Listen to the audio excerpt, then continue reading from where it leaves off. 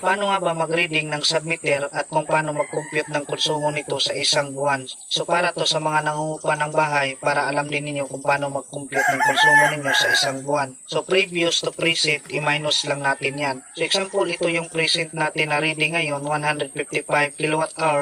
Ngayon, nung nakaraang buwan is mayroon tayong reading dito na 100 kWh. So i-minus natin yan previous to present. So ito yung reading natin na present ngayon, 155 kWh. Minus natin yan sa 100 kWh, ito yung previous natin, equals 55 kWh. So ito na yun ang konsumo natin sa loob ng isang buwan, 55 kWh.